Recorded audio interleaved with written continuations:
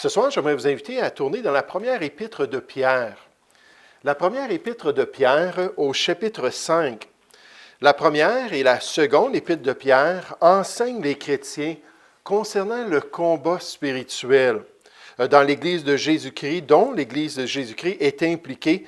Puis elle rappelle aux croyants la dimension invisible et spirituelle si importante qui affectent leur expérience et leur marche dans ce monde. Donc, on parle beaucoup de souffrances, de conflits, de difficultés dans ces deux épîtres-là. Puis le but, c'est de permettre aux chrétiens d'être sensibilisés envers cette réalité spirituelle et d'être en mesure de résister aux assauts du malin. Puis donc, ici, j'aimerais juste voir avec vous dans 1 Pierre, chapitre 5, un des passages où on dit cela aux chrétiens, où on enseigne ça à l'Église de Jésus-Christ. Et ce soir, j'aimerais qu'on puisse entendre ce message de Pierre, ce message de la parole de Dieu. Donc, 1 Pierre, chapitre 5, à partir du verset 8 jusqu'au verset 11. 1 Pierre, chapitre 5, au verset 8. Pierre dit, « Soyez sobres. Veillez. Votre adversaire, le diable, rôde comme un lion rugissant, cherchant qui il dévorera. Résistez-lui avec une foi ferme, sachant que les mêmes souffrances sont imposées à vos frères dans le monde. Le Dieu de toute grâce qui vous a appelés en Jésus-Christ à sa gloire éternelle, après que vous aurez souffert un peu de temps, vous perfectionnera lui-même, vous affermira, vous fortifiera, vous rendra inébranlable. À lui soit la puissance au siècle des siècles. Amen. Le titre de mon message ce soir, c'est « Dans la mire du diable ». Dans la mire du diable. Et Pierre dit aux chrétiens, écoutez, le diable cherche qui il va dévorer et vous êtes souvent dans sa mire. Puis il faut être conscient de ça, il faut garder ça à l'esprit. Un auteur dit, réveille-toi, porte attention en faisant une paraphrase de ce que Pierre dit. Nous sommes dans un combat spirituel. Tu dois comprendre que nous sommes dans une guerre aux conséquences énormes. Pour la vie ou pour la mort. Et en tant que chrétien, c'est ce que Pierre essayait d'enseigner à ces enfants de Dieu-là dans ces deux épîtres, dans la mire du diable. Soyons conscients, gardons cela dans notre mémoire. Réalisons que nous sommes dans un conflit spirituel énorme. Et soyons prêts à suivre les instructions qu'il nous donne ici et les autres instructions de la parole de Dieu pour être victorieux dans les voies de Dieu. Nous allons prier ensemble. Ô Père Céleste, on veut te louer ce soir, on veut te remercier pour ces deux belles épîtres. Seigneur, la première et la deuxième épître de Pierre sont remarquables. Père, toutes les promesses, tout l'encouragement, mais aussi toute la réalité spirituelle. Nous sommes dans le territoire ennemi. Seigneur, Jean nous a dit que le monde entier est sous la puissance du malin. C'est cet esprit-là, d'après Éphésiens chapitre 2, qui agit dans le cœur des rebelles de ce monde et qui donne un train ou une direction à la folie qui nous entoure. Et Seigneur, bien souvent, nous sommes dans sa mire. Et bien souvent, nous expérimentons des traits enflammés, alors que ce lion désire nous détruire, désire nous dévorer. Père Céleste, je te prie que nous puissions écouter attentivement ce soir.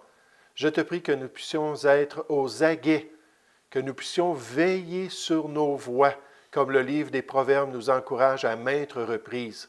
Et comme une sentinelle spirituelle, que nous soyons conscients de ce qui se passe dans le monde invisible, dans le monde qui nous entoure, ce monde qui nous est révélé d'après la parole de Dieu.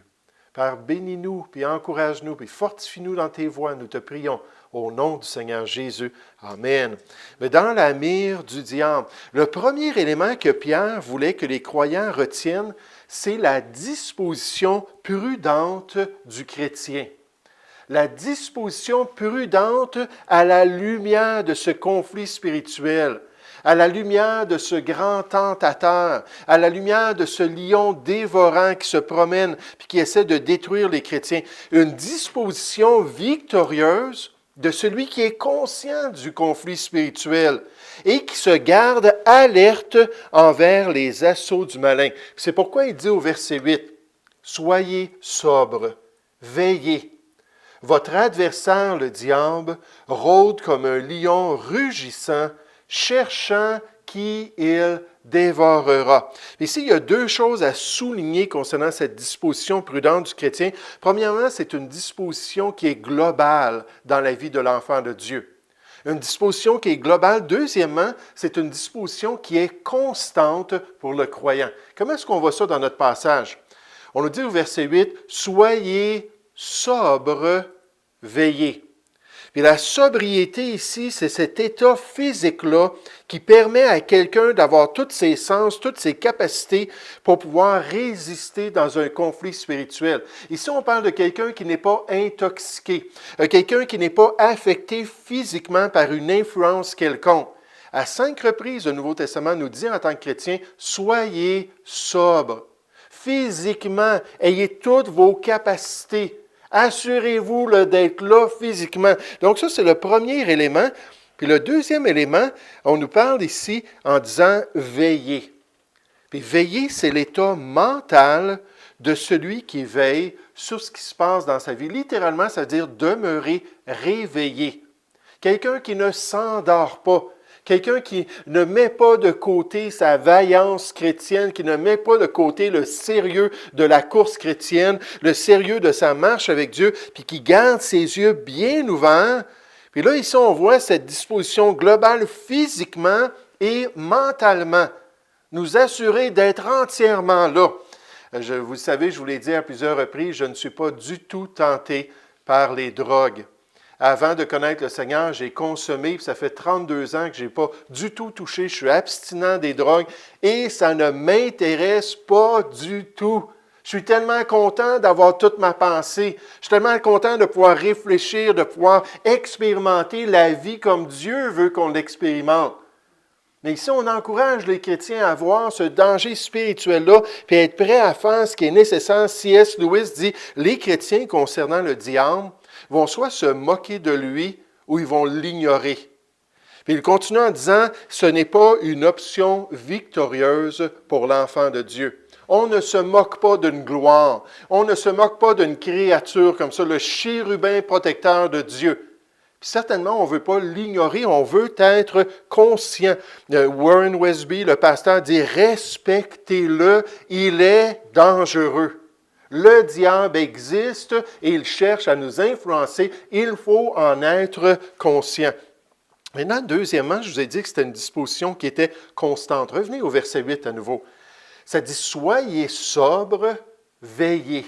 Donc, des impératifs, des commandements aoristes. Aoriste, ça veut dire que c'est une déclaration générale d'une disposition de vie. Une disposition, une réalité dans l'expérience du croyant. En d'autres mots, il n'y a pas un temps où on peut se relâcher. Il n'y a pas un temps où on peut cesser de veiller, cesser d'être sobre. Le diable, lui, il ne prend pas de congé. Le diable, il ne prend pas de pause. Il est toujours à l'attaque. Puis on le décrit ici comme on parle d'un animal qui veut nous dévorer. Et lui, il ne prend pas de pause. Puis en tant que chrétien, on devrait être sur nos gardes. On devrait avoir une disposition prudente envers les enjeux spirituels. Regardez avec moi 1 Thessaloniciens chapitre 5.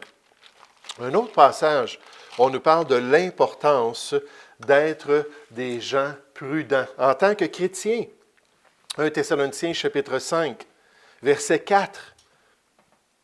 On dit, mais vous, frères, vous n'êtes pas dans les ténèbres, pour que ce jour vous surprenne comme un voleur. Vous êtes tous des enfants de la lumière et des enfants du jour. Donc, il y a un contraste avec les gens dans les ténèbres. Nous ne sommes point de la nuit ni des ténèbres. Ne dormons donc point comme les autres, mais veillons et soyons sobres. Encore une fois, ces deux responsabilités-là, physiquement et mentalement, soyons tous là, soyons tous aux aguets, car ceux qui dorment, dorment la nuit, et ceux qui s'enivrent la nuit. Mais nous sommes du jour. Soyons sobres, ayant revêtu la cuirasse de la foi et de l'amour, ayant pour casque l'espérance du salut, car Dieu ne nous a pas destinés à la colère, mais à la possession du salut par notre Seigneur Jésus-Christ, qui est mort pour nous, afin que soit que nous veillions, soit que nous dormions, nous vivions ensemble avec lui. C'est pourquoi exhortez-vous réciproquement. Hey, on devrait s'encourager dans ce combat spirituel-là. On devrait dire, hey, prions les uns pour les autres, veillons les uns sur les autres, encourageons-nous dans les voies de Dieu et édifiez-vous les uns les autres comme en réalité vous le faites. Donc Pierre, à la lumière de cette réalité spirituelle, dit qu'on devrait avoir une disposition prudente en tant qu'enfant de Dieu. On devrait avoir une disposition prudente en tant que parent, puis en tant que grands-parents, en face des réalités spirituelles, nécessairement en étant des combattants dans la prière, puis en exhortant notre famille. Mais deuxièmement, j'aimerais vous faire remarquer que Pierre, dans un même souffle, parle du caractère du croyant, du caractère ferme de l'enfant de Dieu. Envers les assauts de l'ennemi, envers les traits enflammés du malin, il ne se laisse pas détourner de la vérité de Dieu, puis il demeure ferme dans les voies de Dieu. Puis juste en passant, si la parole de Dieu nous commande de le faire, comme vous allez voir dans un instant que c'est le cas, si vous voulez revenir dans 1 Pierre chapitre 5, alors Dieu nous donne la responsabilité et nous donne l'équipement pour le faire. À chaque fois que Dieu nous commande quelque chose, à chaque fois que Dieu clairement dans le Nouveau Testament nous donne une responsabilité, un jour on va se tenir debout devant le tribunal de Christ pour rendre compte pour cette responsabilité-là. Il n'y aura pas d'excuse. Dieu, dans sa grâce, sera avec nous et Dieu, dans sa grâce, nous permettra d'accomplir sa volonté. Dans 1 Pierre chapitre 5, remarquez encore au verset 8. 1 Pierre chapitre 5 au verset 8, ça dit « Soyez sobres, veillez. Votre adversaire », puis le mot, ça veut dire un ennemi, celui du camp opposé. Il fait partie des forces opposées, des forces de ce monde nécessairement. Mais il dit, votre adversaire, le diable, rôde comme un lion rugissant, cherchant qui il dévorera. Résistez-lui avec une foi ferme. Résistez-lui avec une foi ferme, je suis responsable. Résistez-lui avec une foi ferme, Dieu va me donner sa grâce. Résistez-lui avec une foi ferme, je vais rendre compte au tribunal de Christ. Puis on nous dit, sachant que les mêmes souffrances sont imposées à vos frères dans le monde, c'est pour tous les chrétiens. C'est pour tous les enfants de Dieu, à différents degrés nécessairement, dans ces 50 pays-là pour lesquels on prie en ce moment, c'est certain que c'est beaucoup plus intense. Beaucoup plus grave de se tenir debout pour la vérité. Mais ici, on nous commande encore une fois l'impératif aoris. Voici comment vous devriez voir votre vie. Voici comment vous devriez vous percevoir en tant que chrétien. Voici la caractéristique de votre marche avec Dieu. Résistez-lui. Qu'est-ce que le mot veut dire? Ça veut dire se tenir dans la vérité et ne pas bouger de la vérité. C'est littéralement quelqu'un qui est là dans un cours d'eau, puis les flots viennent sur lui, puis il résiste, puis il fait tout son effort pour demeurer, puis ne pas être amené par le cours d'eau de ce monde, amené par le cours d'eau de la tentation, amené par le cours d'eau de cet ennemi-là qui veut le dérouter de Dieu. Et ici, on nous dit qu'on doit le faire comme tous les autres enfants de Dieu, sachant que c'est une réalité globale pour l'Église de Jésus-Christ. On doit s'encourager, on doit se maintenir dans les voies de Dieu. Regardez dans Jean chapitre 4, en parlant encore de notre ennemi principal, en parlant encore de cet adversaire-là de l'œuvre de Dieu, de celui qui veut se lever contre le peuple de la nouvelle alliance. On va encore nous présenter cette réalité-là qu'on doit être conscient, on doit rester dans les voies du Seigneur. Et même si on a un peu bougé, même si on a un peu dérapé, même si on s'est un peu peut-être souillé dans certaines choses, rapidement revenir dans notre position avec le Seigneur. La Bible nous dit de nous approcher de Dieu et lui, il va s'approcher de nous. Alors si on a bougé, on revient se placer près de lui, on purifie nos mains, puis on reste ferme dans les voies de Dieu. Jean chapitre 4, verset 7, on nous dit « Soumettez-vous donc à Dieu ». Soyez donc soumis à la parole de Dieu. Soyez donc soumis aux responsabilités que Dieu donne aux chrétiens. Soyez soumis au plan de Dieu pour vous. Résistez au diable et il fuira loin de vous. Lui, il est habitué d'affecter les gens. Il est habitué de trouver des brebis là, fragiles. Il est habitué de dévorer les êtres humains. Puis là, il voit quelqu'un qui est entêté, quelqu'un qui est attaché au Seigneur, qui est ancré en Jésus-Christ, qui reste ferme dans les voies de Dieu. Puis il va dire, OK, je m'en vais ailleurs. Je ne veux pas rester là. Ça ne m'intéresse pas, je perds mon temps. Puis il va tout de suite s'en aller pour trouver une autre victime, pour trouver un autre chrétien à séduire et à détourner. Puis là, on nous dit, approchez-vous de Dieu parce que la pression vous a peut-être fait bouger quelques pas. Approchez-vous de Dieu. Il s'approchera de vous. Nettoyez vos mains, pécheurs. Purifiez vos cœurs, hommes irrésolus. Sentez votre misère. Soyez dans le deuil et dans les larmes. Que votre rire se change en deuil et votre joie en tristesse. Humiliez-vous devant le Seigneur et il vous élèvera. Et peut-être qu'on a été faible. Peut-être qu'on s'est détourné un peu. Peut-être qu'on a fait des compromis dans notre vie chrétienne. Là, Dieu dit, il faut juste revenir. Replace-toi dans ton premier amour. Replace-toi dans tes premières œuvres. Remplace-toi dans les choses que tu sais que je désire dans ta vie pour pouvoir accomplir le plan de Dieu et me glorifier. Oh, la disposition prudente du chrétien. Gardons toute notre pensée dans ce combat spirituel. Gardons un corps sain pour accomplir la volonté de Dieu. Puis nécessairement qu'on soit déterminé à le faire, comme on l'a chanté tout à l'heure, jour après jour, tout au long de notre marche ici-bas. Deuxièmement, on voit ce caractère-là. Puis le caractère est toujours testé dans la vie de l'enfant de Dieu. Ce que ça prend pour nous détourner de Dieu révèle l'ampleur de notre caractère.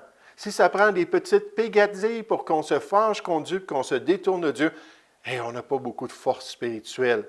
Si ça prend des grandes choses, mais on peut au moins se réjouir que par la grâce de Dieu, on a fait du progrès spirituel. On se rapproche de Dieu, puis on nettoie nos mains, on se met en règle avec lui, il nous purifie de toute iniquité pour accomplir le plan de Dieu. Mais dernièrement, j'aimerais vous faire remarquer que Jean termine son épître avec un encouragement.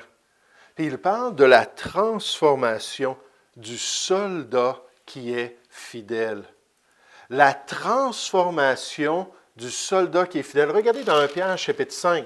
Alors qu'on suit ses instructions, alors qu'on garde la conscience du combat spirituel, alors qu'on comprend pourquoi est-ce qu'on vit des pressions, pourquoi est-ce qu'on a des expériences, pourquoi est-ce qu'il y a des sentiments des fois qui se développent en nous qu'on déteste puis qu'on ne veut pas, pourquoi est-ce qu'il y a toutes sortes de circonstances qui viennent une après l'autre dans notre vie. Puis là, on est conscient qu'on est sur les lignes du combat. On est attaqué, puis les traits enflammés nous tombent dessus de partout. Puis là, on dit, OK, Seigneur, je vais faire tout ce que je peux pour être un bon soldat. Je vais faire tout ce que je peux pour avoir toute ma pensée, pour avoir un corps qui est efficace. Et Seigneur, je vais rester là et je ne bougerai pas de ta volonté. Ta volonté est bonne, ta volonté est agréable, ta volonté est parfaite. Je ne veux pas déraper. Je ne veux pas devenir rétrograde. Je vais rester attaché à ta volonté par la grâce de Dieu. Et quand on le fait, Dieu dit, mais écoute, alors que tu fais cela, sache que moi, je suis à l'œuvre en toi. Moi, je suis en train de développer ton caractère. Moi, je suis en train de développer ta force spirituelle. Je suis en train de te faire croître dans la grâce de ton Sauveur pour que tu sois capable encore plus de supporter et d'accomplir mon plan. C'est ce qu'on voit ici encore au verset 8, juste pour faire une récapitulation. Soyez sobres, veillez. Votre adversaire, le diable, rôde comme un lion rugissant, cherchant qui il dévorera. Résistez-lui avec une foi ferme, sachant que les mêmes souffrances sont imposées à vos frères dans le monde. C'est un grand thème de ces deux épîtres-là, les souffrances des frères. Là, il continue en disant, le Dieu de toute grâce. Sa grâce est toute suffisante. Le Dieu de toute grâce, qui vous a appelé en Jésus-Christ à sa gloire éternelle. Le combat spirituel n'est pas éternel. Le combat du chrétien ne continuera pas toujours. Un jour, on va être libéré. Un jour, on va rentrer dans la gloire de Dieu. Nos légères afflictions vont produire un poids de gloire, alors que Dieu va honorer ceux qui auront été fidèles, qui auront accompli sa volonté après avoir souffert un peu de temps. Vous perfectionnera lui-même, vous affermira, vous fortifiera, vous rendra inébranlable. Inébranlable, c'est-à-dire ancré et on ne peut pas le faire bouger. Puis Dieu dit qu'ultimement, c'est la stature parfaite de Christ qu'il est en train de mouler dans notre vie, qu'il est en train d'accomplir. Puis on nous dit, à lui soit la puissance, parce qu'il est puissant, notre Dieu, au siècle des siècles. Amen. Cette œuvre-là, cette transformation-là que Dieu accomplit, Paul dit que toutes choses vont concourir à notre bien. Oh, que c'est pénible! Oh, que c'est difficile, comme les métaux qu'on met dans ces petits fourneaux-là. Puis on fait chauffer ces métaux-là. Puis là, les scories, les impuretés montent. Puis c'est énorme la chaleur qu'il faut mettre avec certains métaux. Puis là, on peut venir puis enlever ces impuretés-là. Mais le résultat après est merveilleux. Il y a une purification, il y a une transformation. Regardez Jacques chapitre 1, juste en terminant. Est-ce que nous sommes conscients du conflit spirituel? Est-ce que nous réalisons que nous avons à lutter contre des dominations, contre pas des dominations, des autorités, puis ces esprits-là dans les lieux célestes, Éphésiens 6 au verset 18. Est-ce qu'on retient ça, qu'il y a un monde invisible et spirituel qui affecte notre marche avec Dieu? On essaie de se lever à chaque matin, puis prendre du temps dans le Seigneur, puis prendre du temps dans la prière, puis prendre du temps dans sa parole, puis prendre du temps à le louer. Puis les journées changent tellement. Il y a des remous, il y a des effets, il y a des situations. Puis il faut se souvenir, oui, mais il y a quelque chose qui se passe que je ne vois pas, mais qui est une réalité. Puis est-ce que je fais tout ce que je peux pour rester debout, pour rester bien disposé, pour être prudent, une bonne sentinelle qui veille sur ma vie? Puis ça, je veux le faire toute ma vie. Puis rester là dans le plan de Dieu, puis m'attacher au plan de Dieu. Puis dernièrement, on voit cette transformation-là alors qu'on persévère, alors qu'on continue. Puis là, on voit des vieux saints qui ont vraiment... Dieu a tellement transformé leur vie. Dieu s'est tellement manifesté. Des fois, des gens qui ont été emprisonnés, des fois, des gens qui ont subi des tortures, des gens qui sont dans des pays difficiles. Puis là, on les rencontre, et à la fin de leur vie, ils sont remarquables. Pourquoi? Parce que c'est Jésus-Christ qui paraît dans leur vie. Dieu a utilisé toutes ces choses-là pour déchirer leur personnalité, briser leur âme, pour pouvoir vraiment rendre leur cœur tellement contrit qu'ils ont crié à Dieu puis ont dit que Jésus maintenant se manifeste à travers moi. Puis ces gens-là vont paraître devant les autres comme un témoignage que c'est Jésus-Christ leur vie et c'est Jésus-Christ qui se manifeste au milieu d'eux. Jacques dit dans Jacques chapitre 1 au verset 2, un passage bien connu. Il dit, mes frères, regardez comme un sujet de joie complète les diverses épreuves auxquelles vous pouvez être exposés, sachant que l'épreuve de votre foi produit la patience. Ce mot ici, c'est vraiment cette capacité-là de résister au flot. De résister, c'est une persévérance, une endurance, un entêtement, une capacité d'être vraiment résolu dans les voies de Dieu. Ça fait cela. Je suis déterminé, je continue, puis ça continue à le développer. Puis on nous dit, mais il faut, à cause de la stature parfaite de Christ, que la patience accomplisse parfaitement son œuvre, afin que vous soyez parfaits et accomplis sans faillir en rien. Est-ce que ça existe, un chrétien parfait, ce temps? Pas vraiment. Mais est-ce qu'on peut être transformé vers cette perfection-là, puis continuer à courir dans les voies de Dieu, puis laisser le Seigneur vraiment se manifester de plus en plus? Oui, certainement. Dieu promet que ce Dieu de toute grâce-là va agir dans notre caractère, va agir dans notre cœur, va agir dans notre marche chrétienne pour nous permettre de résister encore plus et de persévérer dans les voies de Dieu. Oh, que ça vaut la peine d'avoir les yeux ouverts, frères et sœurs. Ça vaut la peine de regarder les choses comme Dieu nous les montre et de vraiment rester dans ses voies et pour sa gloire. Nous allons prier ensemble. Père Céleste, j'aimerais te louer, j'aimerais te remercier pour Pierre qui a été utilisé par toi, Seigneur, pour nous révéler ces vérités dans la première et dans sa deuxième épître. Et Seigneur, tu lui avais déjà révélé que lui aussi un jour allait être enchaîné. Et lui un jour aussi allait être arrêté et qu'il allait devenir un martyr pour la foi. Et Seigneur, merci qu'il a pu parler avec assurance de ces choses, sachant que ta grâce allait être toute suffisante. Comme ce pasteur-là en face des chrétiens dans la foule, puis en face du feu qui était en train de brûler son corps sur le bûcher, a mis ses doigts ensemble pour montrer aux gens que Jésus-Christ était avec lui et que la grâce de Dieu était présente. Et Seigneur, si on s'attache à toi, si on est entêté dans tes voies, tu vas nous développer pour qu'on puisse de plus en plus honorer notre Sauveur. Oh, que Jésus puisse de plus en plus paraître dans nos vies et à travers nous, nous te prions, au nom du Seigneur Jésus. Amen.